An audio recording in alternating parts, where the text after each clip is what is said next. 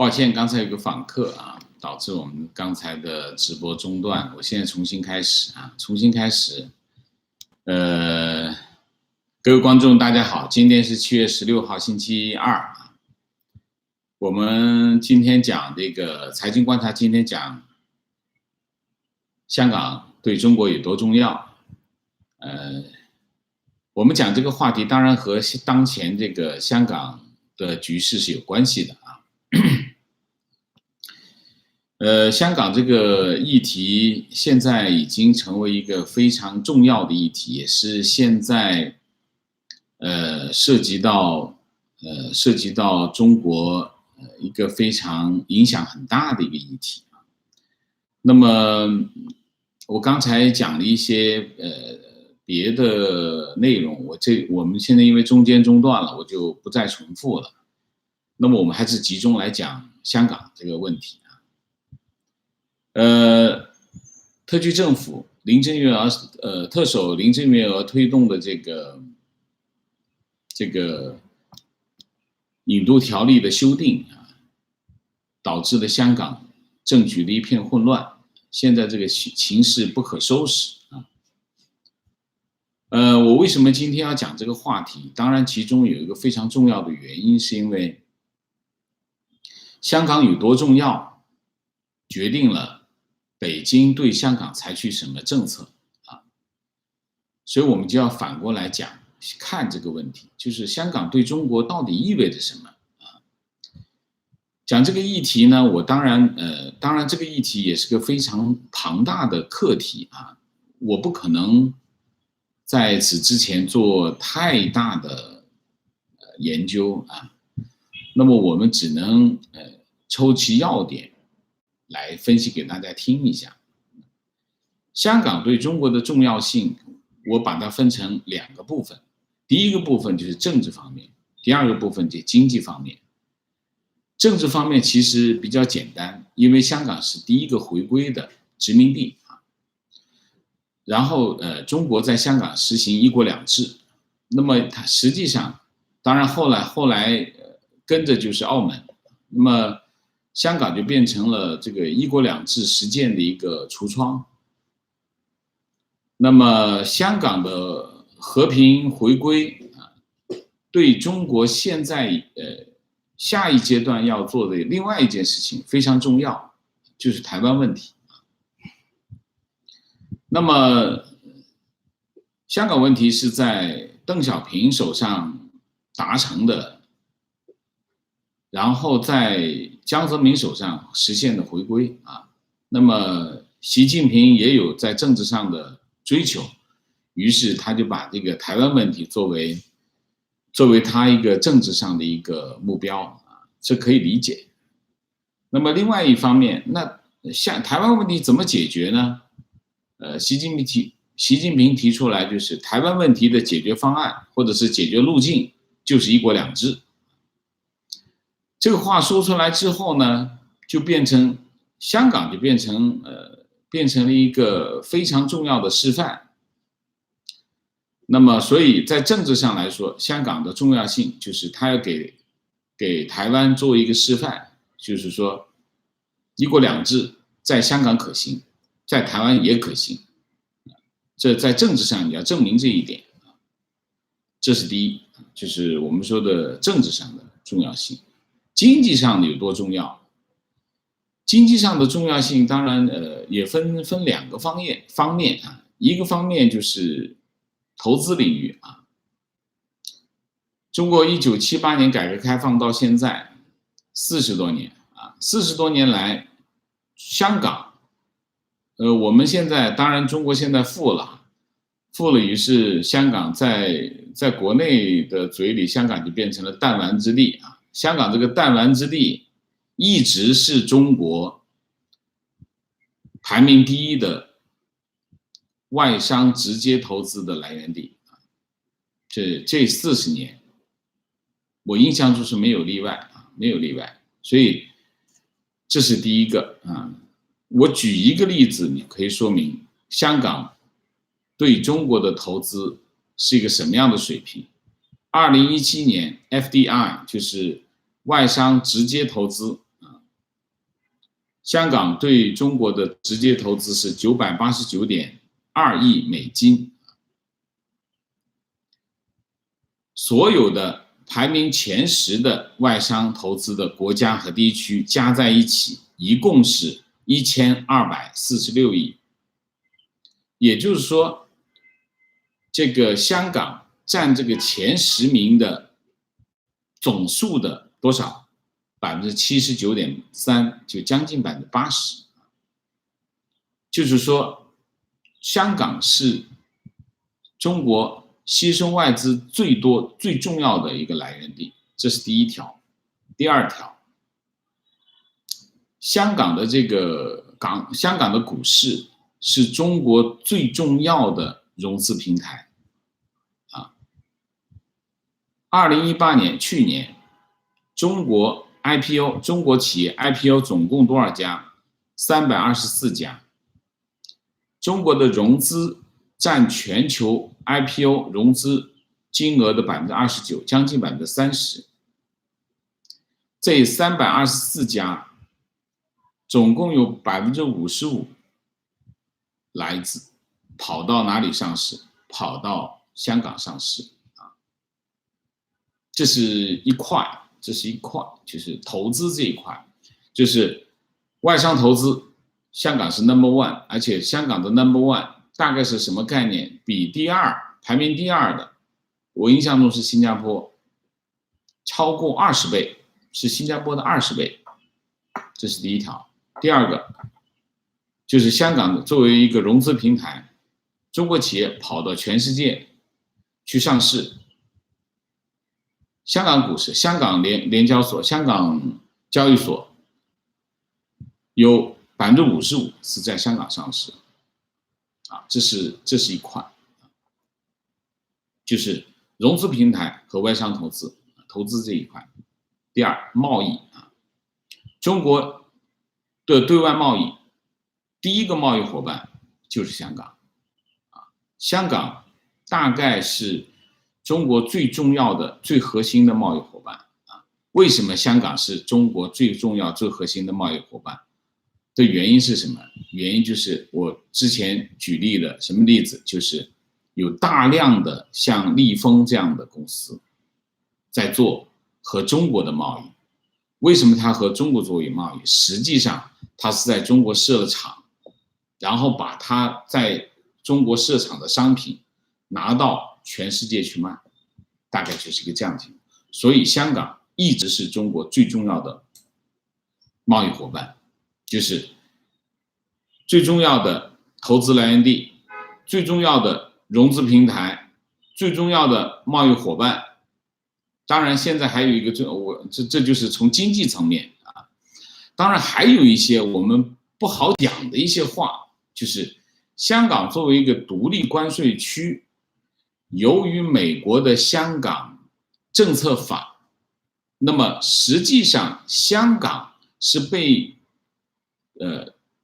当做一个独立关税区看待的。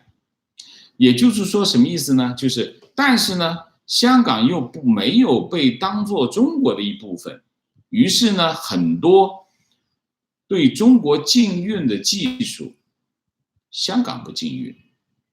所以早年的时候，特别是中国改革开放和美国建立这个正常关系之前，中国的大量的战略物资都是从香港来的。你像那个时候抗美援朝，甚至会从香港进什么？进药品当年是禁运，从香港进的啊。所以香港对中国有多重要？香港对中国非常重要。现在香港的局势变成这个样子，那么有2点。第一点，一国两制肯定在台湾说不过去了。为什么？因为一国两制现在在香港已经变成这个样子，那你怎么去说服台湾人接受一国两制啊？这个问题，所以在政治上，一国两制香港的这个价值已经没有用了，因为香港已经变成了一个反面的教材。那么反过来，现在就是经济上的重要性，经济上的重要性，中美贸易战凸显了香港的经济的重要性。为什么？因为香港还是个独立关税区，因为美国的香港政策法很多东西对香港仍然是开放的，所以香港在经济上对中国仍然非常重要。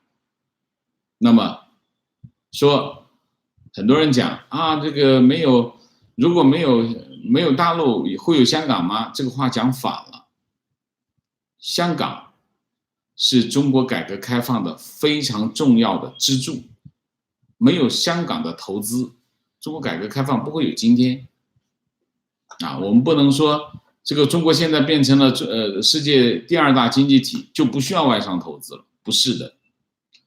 如果你不了解这一点，你不信，你明天跑到任何一家国内的银行，你去换一下美金试试，你就知道我讲的这有多重要。现在中国很缺外汇，外商投资仍然非常重要，所以香港的价值毋庸置疑。香港无论从政治上、经济上、贸易上，对中国都非常重要。这不是可有可无，也不是说我给你一点什么好处的，你不存在。香港对中国的贡献，比中国任何一个城市、任何一个省份的贡献都要大，香港不可替代。这是我对这件事情的基本判断和结论。如果香港的问题不解决好，中国自身会受到重创。好吧，今天这个话题我就讲到这里。那么有一些事情我可以，今天的新闻比较多，我还想跟大家播报一下啊。第一个要播报的就是北戴河会议。北戴河会议我没有什么内幕要透露，是因为昨天习近平去了内蒙古。原来在网上，包括我看到的这个消息都是说，北戴河会议是14号开，就是星期天开。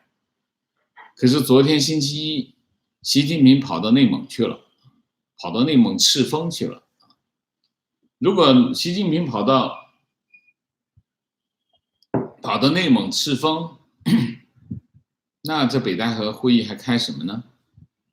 北戴河会议本来就是老大去休假，大家跟着一起去沾个光，然后顺便开个吹风会、务虚会。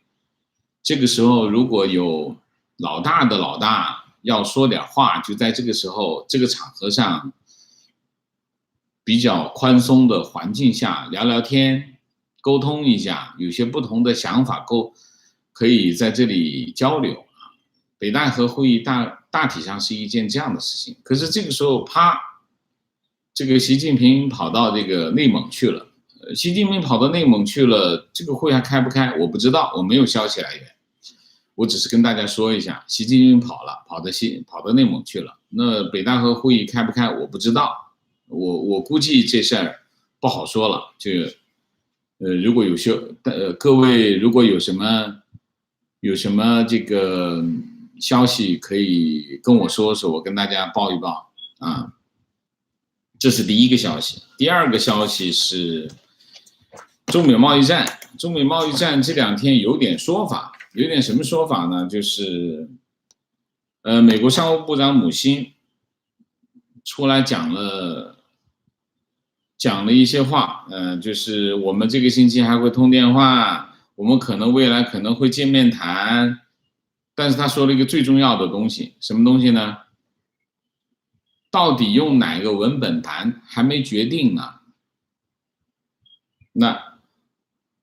那说明什么？说明中美贸易谈判没有任何进展，就从上次到现在没有任何进展。库德勒就是白宫首席经济顾问啊，库德勒说这个我们已经放松了对华为的限制，然后期待中国买这个美国的农产品啊，但是美国还没中国还没没有开始动手啊，那可见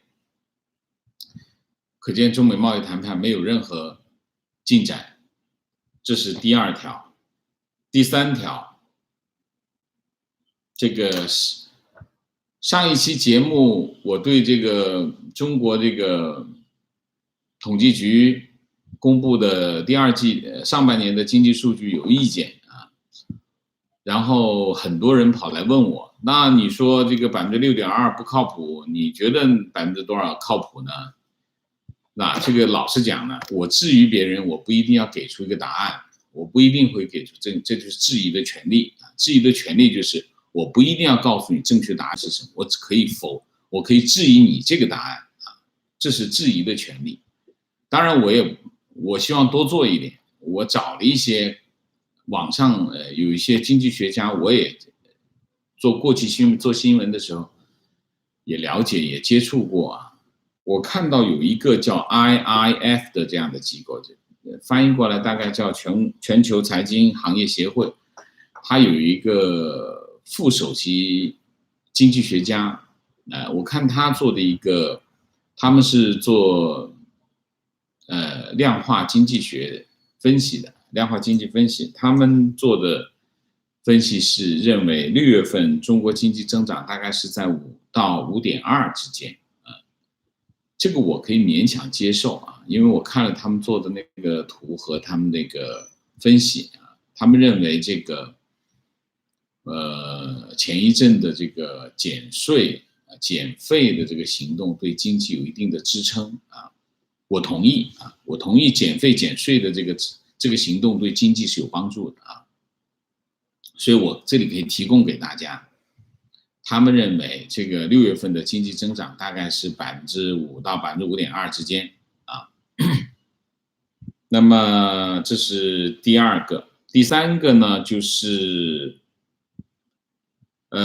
阿里巴巴昨天开了一个董事会啊，就是股东大会，在香港开了股东大会，这个选的地方很微妙吧？阿里巴巴是一家在杭州的公司。然后它的上市地在美国，可是它选择在香港开股东大会，通过了一个决议啊，什么决议呢？就是股份一拆8，就是把股份拆成8份，这什么意思呢？阿里巴巴准备在香港上市，这已经是最后一个步骤了啊！一拆8，为什么要一拆8？就是股份小一点，股价就会小一点。然后方便这个散户，这个我们叫门槛低一点，放低门槛，方便散户参与啊，这就是。但是阿里巴巴阿里巴巴准备，当然阿里巴巴有另外一个消息，在香港上市，原来是准备融资200个亿，现在减到了100亿，当然是因为情况不好。什么情况不好？市场情况不好。市场为什么情况不好？我可以讲，这个本来这个百威亚洲是要在香港上市的，现在宣布放弃啊。还有一个是叫亚太最大的一个物流平台叫 ERS， 本来也是要在香港上市的，也放弃啊。那你可以看到有百威其实在香港上市规模还是蛮大的啊。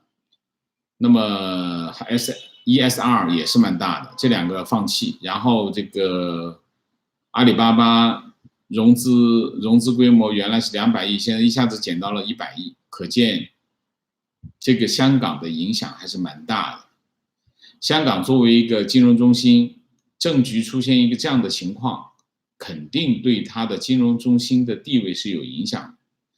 当然我们之前讲过，阿里巴巴到香港上市，这里面有一定的政治因素，当然这个政治因素肯定是因为中美贸易战，因为之前这个中芯国际就从美国退市啊，那么它其实中芯国际是在香港上市，然后它是 ADR 在美国挂牌，那么它宣布我印象中上个月宣布在美国退市，那么阿里巴巴在美国上市，那么现在再来香港上市，我估计，因为现在在美国议会也有人讲，这个中美贸易战打得这么如火如荼的，这中国中资企业还在我们这里融资啊，要想办法，要找说法。那么这明显，当然这些企业在美国上市肯定受美国监管，那么他要收拾你也很容易，对吧？所以中国企业陆陆续续的往回跑，要跑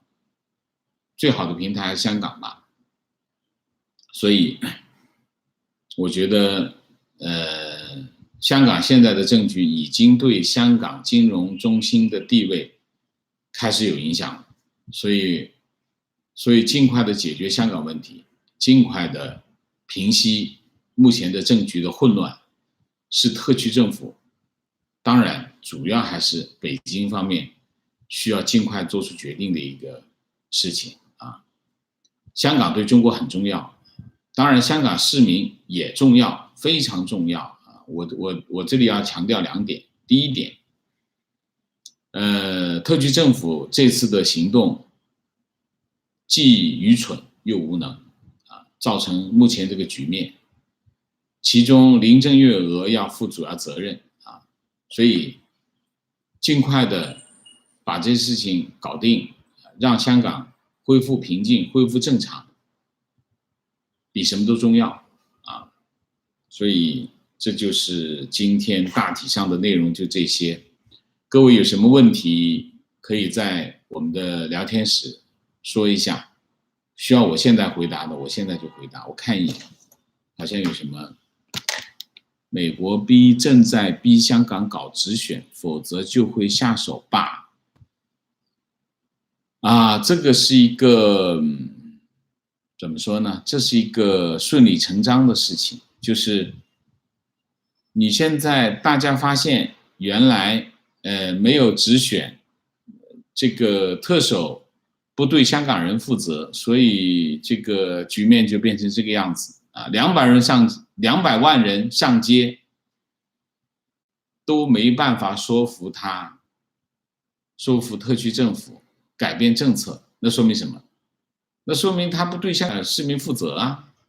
如果不对香港市民负责，那就要直选呗。直选之后，他肯定得对香港市民负责吧？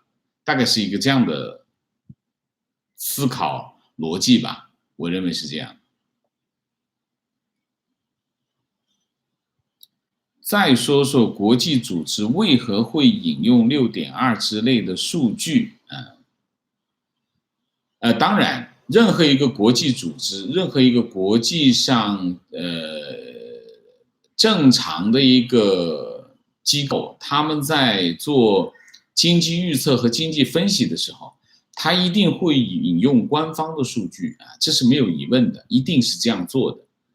当然，像我，比如说或者其他的人在质疑这些数据的时候，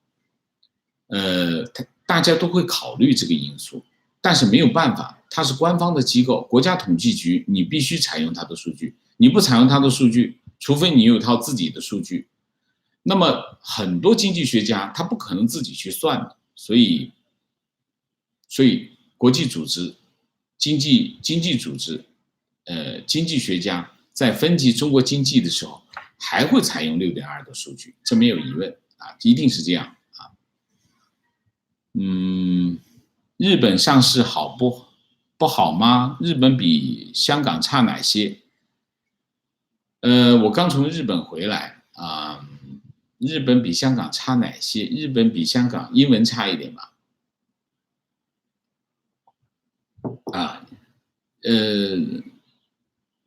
英文差一点是什么意思呢？就是还是这个国际化程度吧。香港比日本的国际化程度要高。它的服务业，我讲的服务业当然是金融服务业会比较发达啊，所以在香港上市。香港作为世界3大金融中心，那是有原因的。什么原因？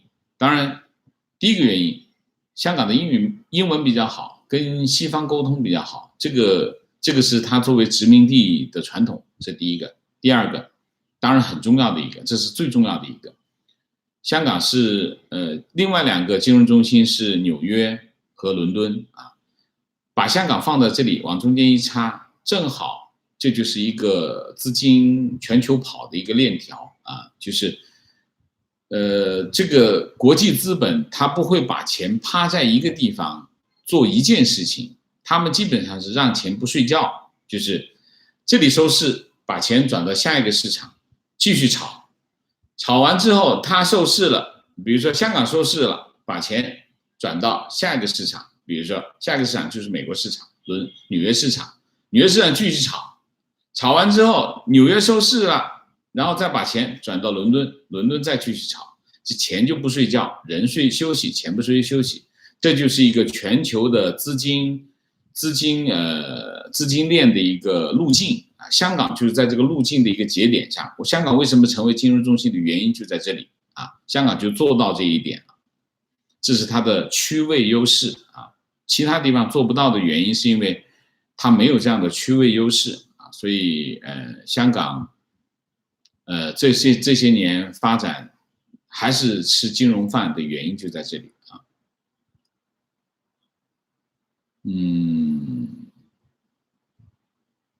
不同意让林郑负责啊 ？OK， 你不同意，我没意见啊。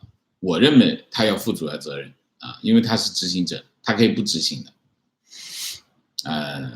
你说他如果不执行，他就不能当特首，那你不要做啊。OK。我们今天节目就说到没有了吧？没有了，我们今天节目就说到这里。谢谢大家支持，请给我点赞，帮我转发，新来的朋友请订阅，我们会继续认真努力的把节目做好，谢谢。